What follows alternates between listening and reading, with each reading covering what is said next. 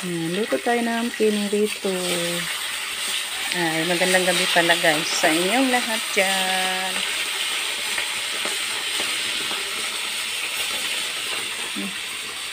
Ang laki sa apoy. 3 piraso lang yung panggatong natin pero ang lakas. Kasi sobrang tuyo ang mga panggatong sa ngayon guys. Dahil sa kainit sa panahon. Yung nakuha nating mga panggatong. Punong-puno talaga yung ano natin. Dami tayong mga panggatong guys. Mag-stock tayo ng mga panggatong dahil mainit pa. Yung iba na yung mga buhay pa, yung basa pa, andun pa sa ano guys. Labong. Doon sa kakahuyan pa. Hindi pa nahakot. Bukas ipahakot natin yan sa mga boys. Ay, may klase pa naman. Siguro sa Sabado na lang. Para din matuyo pa yung ano, yung mga pinutol nating panggatong ay kahoy. Para magaan ba maghakot guys. Ayan guys, last na lang. Ito na, nakaluto na tayo. Thank you so much po kay Manili sa paulam natin. Thank you so much po. Gawin na lang natin to guys. Ay, nauna na lang naman po. Baka makakasunog pati pag-iwan natin. Luto na siguro yan guys. Ayan, maganda na guys. Yung saging. Nilinisan pala ni Rico. Mga patay na dahon. Bunga, kita na yung bunga guys.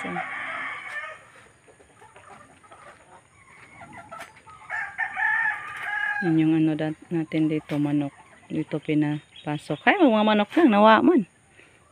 Ito sa ubos.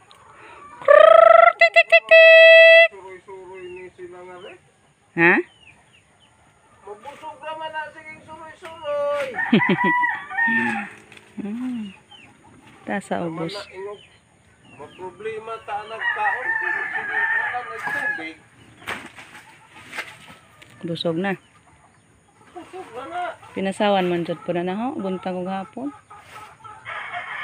Bahalag konti lang, at least may pagkain sila guys para hindi mapasma po.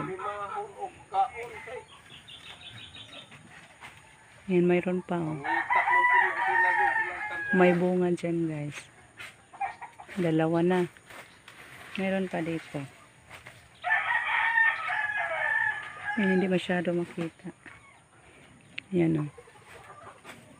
Bunga. Din may nagdala na din ng puso. Yan. Diyan na po yung nagpuso ko yo. Man. Ito ah. Ito pa lang nahuman. Hindi pa natapos. May gulay na naman tayong puso guys. Ano ba? Wak pa ay. Ito na human.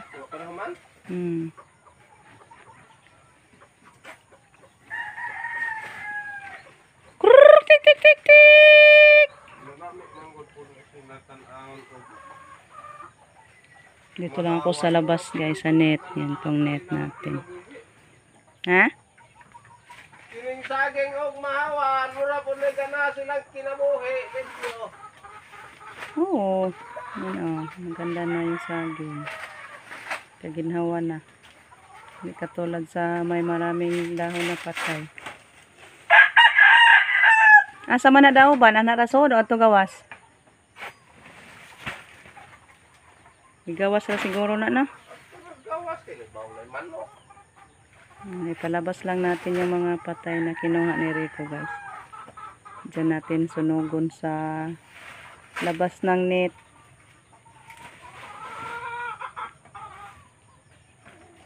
Magkuha muna ako ng pagkain sa manok natin guys. Para makagahan na sila. Ayan guys, may kanin tayo sobra sa ating aso. Ito po yung gawin natin na cage ng ating manok. Sahugan lang natin ang ating tinagod na tawa ng saging. hatiin natin to, yung iba sa baboy, yung iba sa manok.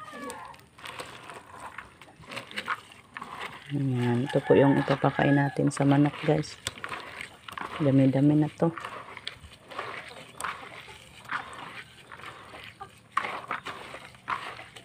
Ayan. Then, ito po yung sa baboy natin. Ayan, may feeds na yan, guys. Tunaw na. So, gawin natin, ipasok na lang natin to sa saging.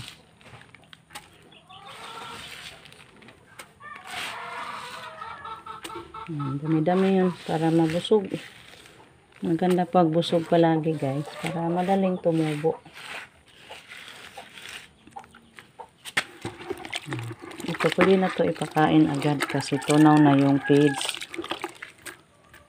So, dyan lang muna. Itabi muna natin, guys. Kay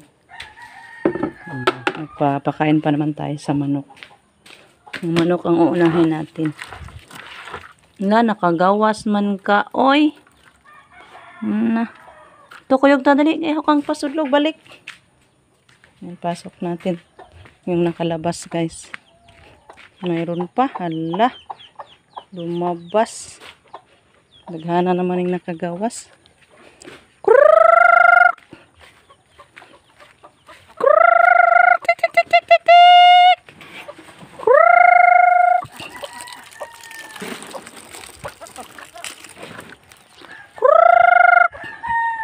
Mga manok. Meron pa ditong pasawan.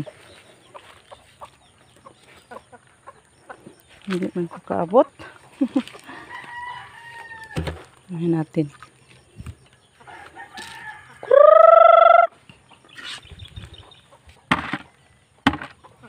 Sobra pa kagabi. Hindi na ubos. Nga, mahadlok man sila gang. Kaya na ang kadiay. Mahadlok sila mo are. Kaya naaman ka.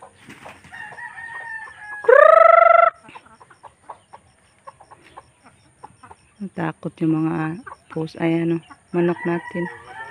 Kasi andyan si Rico. Napaikot-ikot lang sa gilid ng net. Nga, diyan nakagawas. Naghanag nakagawas. Oy.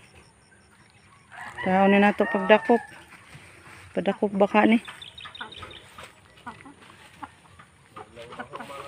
Kuruk. Balik na po tarog kahoy. Araw-araw na mga hoy, guys. Yung manok natin. Balik naman. Dako naman naglubi. Oh, tubo na bitaw. Itong dana tog sibo. O, dana mong sibo. Yung mga manok natin. Dali na mo dire. Dali na yung pagkaon. Mayroon pang dalawa na kalabas.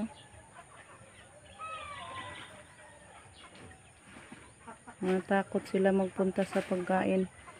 Kasi dito si Rico, guys. Yan po tita yung mga manok natin. Malalaki na. Tag 1 kilo na yan. Aywan ko muna sila, guys. Magpakain muna ako sa baboy. Lalapit lang siguro sila sa pagkain nila pag lumabas na si Rico. So yun, guys. Mag-isa tayo ng may konting sari-sari na tinira ko kahapon, guys. Mewan ay tira ako ng mga wala po ni kaabot 1 half, guys. Konti na lang siya. Sahugan natin ng ito yung pinirito kagabi, hindi naubos. Kaya gihimay-himay ko, guys. Para may maisahog. May pansahog tayo sa ating ginisang sari.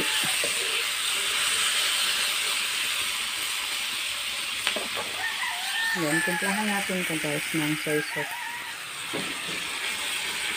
Yan, nilagyan ko ng kunting sabaw, guys.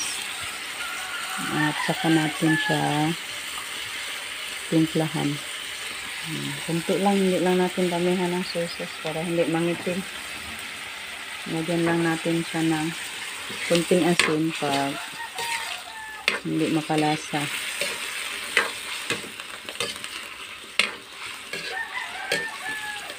Ayan, may konting sabaw. Ang bahog-bahog guys. Kasi masarap din pag may sabaw. Then, lagyan natin ng konting magic. Para masarap din yung ating luto guys. May magic sarap.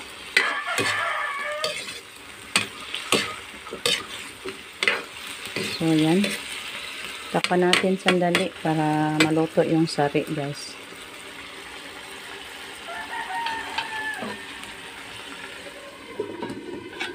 Ayan, luto na, guys. Ready na yung ulam natin sa agahan.